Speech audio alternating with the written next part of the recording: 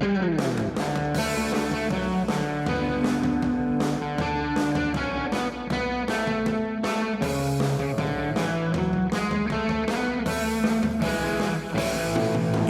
and welcome to the How to Live in Denmark podcast. I'm Xander Mellish. I'm occasionally hired to do cultural training for international specialists who are being brought to Denmark. This involves 4 hours of explaining the basics of Danish life, the banking system, the healthcare system, how to shop for food. For example, the fact that yellow is the color of discounts in Denmark. If something has a yellow price tag, the price has been cut. And I always include a section on the Danish year. By the Danish year, I mean the rhythm of vacation weeks and holidays from year to year, from bonfires at Sankt Hans in midsummer, to the eating of duck on Mortens Day in November. Mortens Day isn't as popular as it once was, but if you didn't know about it, you might wonder why there are suddenly pictures of ducks all over the place. But what always gets the most interest is what's about to occur over the next couple of weeks: Danish high school graduations and the accompanying truck tour. If you've been in Denmark in June, you've seen this. Open-backed trucks packed with teenagers wearing fresh white caps and cheering or blowing whistles. Usually there's some pop music pumping at a very high volume. The sides of the truck are covered with white banners, traditionally bed sheets, on which are painted slogans that are more or less obscene. Everybody on the truck, except the driver, is several beers in and shouting at passerby on the sidewalk, who shout back. These kids have just graduated gymnasium, which is the Danish equivalent of high school. The stiff white caps that they are wearing are all handmade and cost about 2,400 Danish crowns, or $350. They are made by a single supplier, and the student's name is embroidered in gold on the back. You can also decorate your hat with other symbols, such as a cross if you're a Christian, or a medical symbol if you plan to be a doctor. The more personalization, the more it costs. After the final exam is complete, some honored person from the family, perhaps a parent or a grandparent or an older sibling, will ceremoniously put the white hat on the graduate's head. Then everyone eats Danish strawberries and drinks bubbly, either champagne or just sparkling juice, depending on your preference. You wear the white hat everywhere you go for the next couple of weeks. The white hat awakes a deep sentimentality in the usually practical and privacy-obsessed Danes. It has a sort of magic. When my daughter received her white cap last year, total strangers stopped her in the street to say, "Congratulations. Congratulations on the hat. Tillykke med huen." Bus drivers congratulated her as she boarded, and so did supermarket clerks at the checkout counter. Getting the hat is seen as a very happy occasion on the road from childhood to the big wide world.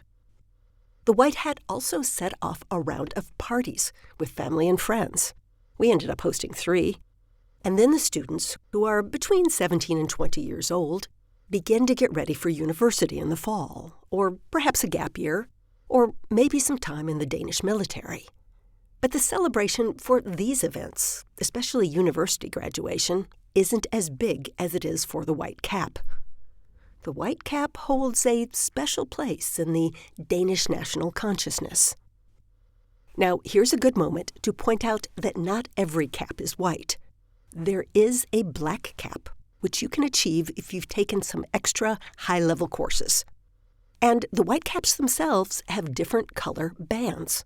The most common is the burgundy band for a 3-year classical academic education. I was surprised to find out that this still includes a course of Latin, plus classical history and comparative religion. Personally, I think it's the equivalent to the first 2 years at an American university. But you can also get a dark blue band if you've taken an HTX technical degree, or a light blue band for a 2-year education. I I have heard about a green band for agricultural school or a pink band for hairdressing school, although I've never seen these in person. But whatever hat you get, you look forward to the truck tour. Now, these are booked far in advance, as almost everything is in Denmark, because you need a certain type of truck and a certain type of driver.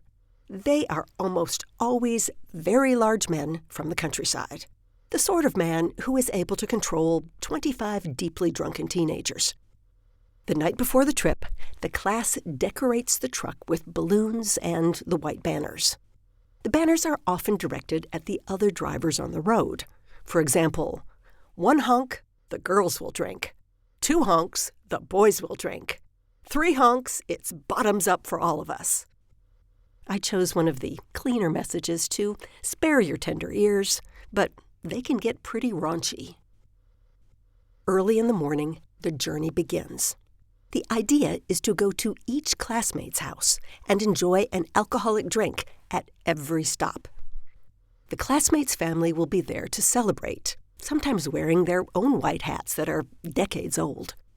Jentelå gets thrown aside on this day. Each family tries to outdo the next with the most impressive spread.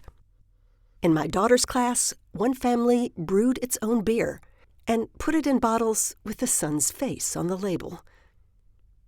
As the day wears on, the students get a little overwhelmed as they get on and off the truck again and again, drinking various forms of alcohol again and again, especially if it's a hot, sunny June day.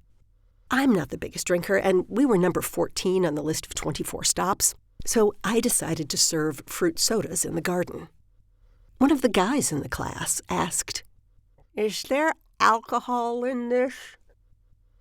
No, I said, it's just a soda. He responded, "Oh, thank you so much. It's the best thing I've had all day."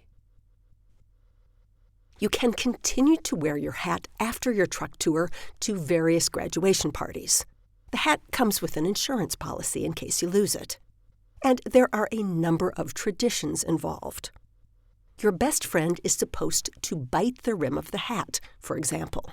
Or you make a cut in the shape of a house in the interior band if you've consumed an entire case of beer and managed to stay awake to see the sunrise. Or you cut a lightning shape in the band if you've had sex with a hat on. You won't be able to see these more intimate marks as the student truck rolls past you on the street, of course, but stop and wave and cheer for the students anyway. The truck tour is probably one of the most memorable days of their lives. And that's the How to Live in Denmark podcast for this week. The How to Work in Denmark audiobook is coming soon. I've been working on it for what seems like forever. And I'm also introducing a series of audio tours for major Danish cities, which you will be able to access via TripAdvisor. The audio tour of Helsinge drops this month. Helsinge is the home of Hamlet's castle, and I will show you around and introduce you to the male Little Mermaid, which is in Helsinge. It comes out later in June 2024. In the meantime, check us out on howtoliveindenmark.com or on Facebook, Twitter, Instagram, or YouTube. See you next time.